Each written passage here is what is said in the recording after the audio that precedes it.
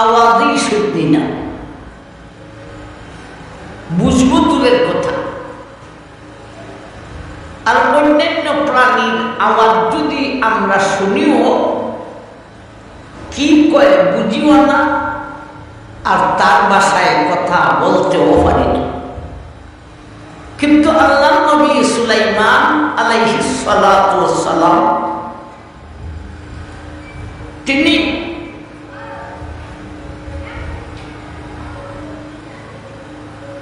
পিপিলিকার আওয়াজও শুনতেন, তার ভাষাও বুঝতেন। এই ছোট্ট প্রাণী পিঁপড়ার ভাষায় সুলাইমান নবী পিঁপড়ার সঙ্গে কথাও বলতে পারতেন। এই ঘটনা আল্লাহ এই সূরাতে আলোচনা করেছেন, বিদায় সূরার নাম দিয়েছেন সূরা নমঃ, পিপিলিকার সূরা। আল্লাহ কি এই সূরাতে এমনিতেই সুলাইমান নবীর ঘটনা আনছেন না কোন সূত্র আছে? এই সূরার আলোচ্য বিষয়ে এই সূরাতে আল্লাহ তিনটি বিষয়ের উপর আলোচনা করেছেন। এই সূরাতে মোট আয়াত হলো 93 খানা। কয়খানা? 93। এই 93টি আয়াতের ভিতরে তিনটি বিষয়ের উপর আলোচনা করেছে। তিনটি বিষয় কি? একটা হলো নবীদের যুগে বেঈমানেরা আল্লাহর কোরআনকে আল্লাহর কালাম হিসাবে বিশ্বাস করত না। নাউযুবিল্লাহ।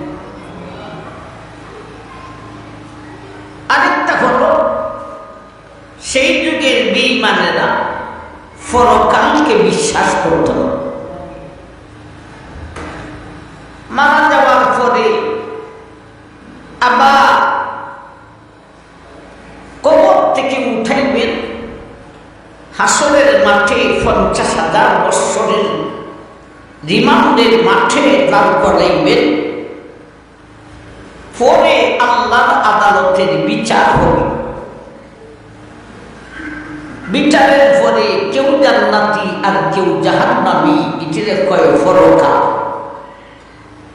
নবীজির যুগের বেঈমানেরা পরকালকেও বিশ্বাস করত না। কয়টা কথা গেল? কোরআনকে আল্লাহর কালাম হিসাবে বিশ্বাস করত না,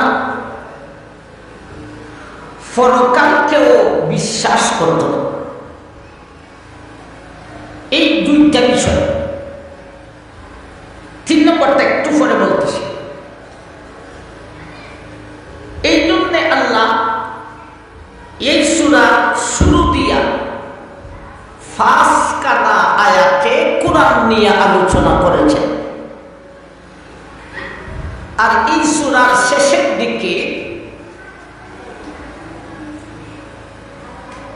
66 নম্বর আয়াত থেকে একেবারে শেষ আয়াত 93 নম্বর আয়াত পর্যন্ত পরকালের আলোচনা। বেঈমানরা কোরআনকে আল্লাহর কালাম হিসাবে বিশ্বাস করত না, সেই জন্যে সূরার শুরু দিয়া কিছু আয়াত কোরআন নিয়ে। বেঈমানরা পরকালকে বিশ্বাস করত না, সেই জন্যে সূরার শেষে দিয়া পরকাল নিয়া কিছু আয়াত মধ্যখান রইল। ঠিক না ঠিক? একেবারে 6 নম্বর আয়াত থেকে 65 নম্বর আয়াত পর্যন্ত, 6 নম্বর আয়াত থেকে 65 নম্বর আয়াত পর্যন্ত 3 নম্বর আরেকখান বিষয়। সেইটা হল আল্লাহর হাবিব, আল্লাহ রসুল, আল্লাহর নবী মনে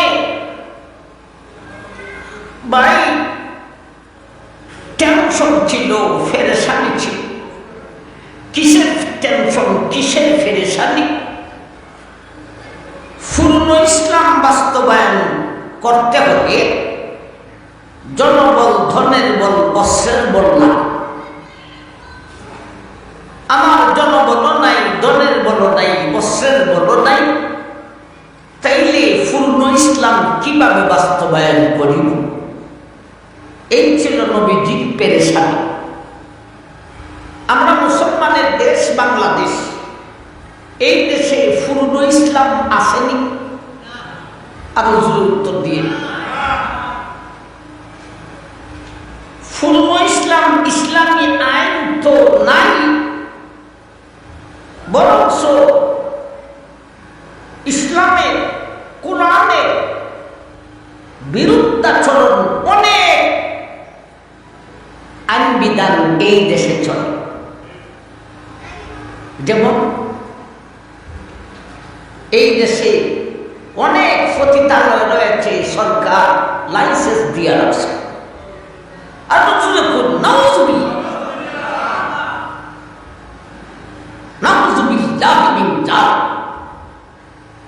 এত বড় সত্য গুণা, অবিবাহিত হইলে 100 বেতনাঘাত করো এবং দেশান্তর করো, আর বিবাহিত হলে কবর পর্যন্ত মাটিতে গাইলে পাথরের দিল দিয়া জীবন শেষ করিয়া দাও। এত বড় সত্য গুণা, সত্য অপরাধ মুসলমানের দেশে। আমার ভাই, সরকার লাইসেন্স দিয়ে রাখছে। আমি যদি একটুখানি ক্ষমতায় যাইতে পারি,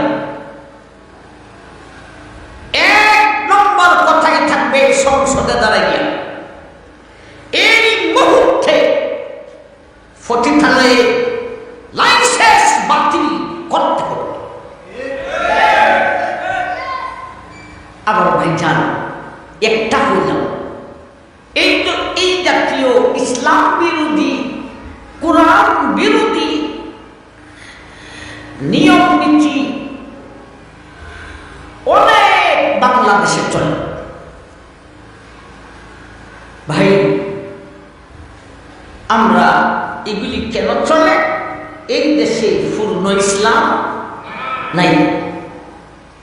পূর্ণ ইসলাম না হলে ইসলামী আইন বাস্তবায়ন করা সম্ভব নয়। পূর্ণ ইসলাম বাস্তবায়ন করতে হলে জনবল লাগে, ধনের বল লাগে, অস্ত্রের বল লাগে। নবীজির সেই পেরেশানি, আরে নবীজির সঙ্গে মানুষ হয়, অর্থের ঠেলা নাই, অস্ত্রের শক্তি নেই।